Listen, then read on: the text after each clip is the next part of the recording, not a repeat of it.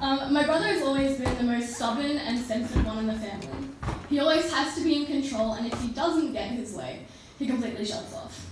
Once, he brilliantly unscrewed his doorknob and locked himself in his room because he didn't want to go to a movie that wasn't of his choice. 2 years ago, he decided it would be a good idea to smash my $200 speakers when I refused to turn the volume down. So this means that on top of just being a regular pain in the ass, everyone has to bend to his will to avoid his tantrums. I guess it sounds like the typical behaviour of an annoying little brother, except he's 26 years old. Yeah. On my 14th birthday, he decided he would rather play League of Legends than take me go-karting like he had promised. So when I spent half an hour crying in his shithole of an apartment, he responded graciously by covering his ears with his headphones and continuing with his game. When HSC ended and all I wanted to do was feel the gentle waves of Avalon Beach in the Central Coast, we instead somehow ended up over 1,000 kilometres away because he wanted to see the Great Barrier Reef. Not to mention, the beaches just happened to be infested with the world's most venomous jellyfish, meaning I couldn't even swim unless I was willing to get airlifted to the hospital afterwards. So naturally, when his girlfriend gave him an ultimatum to either get engaged or get out of her life, I wasn't surprised when his lack of control in the situation left him feeling uneasy. It just puts me off that she defines herself by her social role.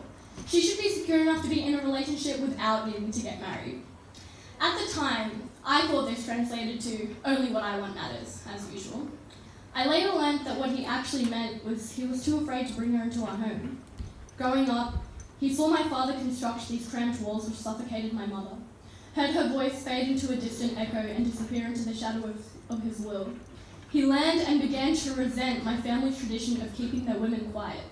I was too young to understand that when my father called her bitch, it didn't mimic how Beyonce and Nicki reclaimed the word. That when she returned home from girls' nights to his lectures, he was yelling out of spite, not concern.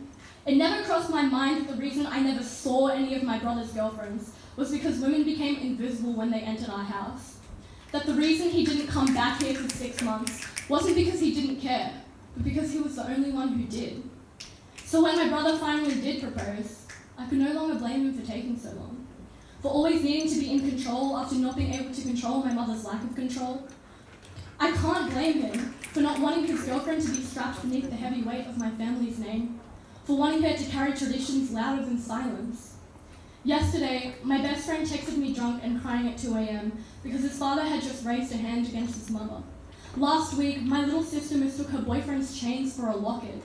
Tomorrow, a young girl will learn that sexy rhymes with silence. But today, like my brother, I am stubborn. Today, my poetry gives me a voice. Today, I urge my mother, my sister, and every woman I know to take back control. Thank you.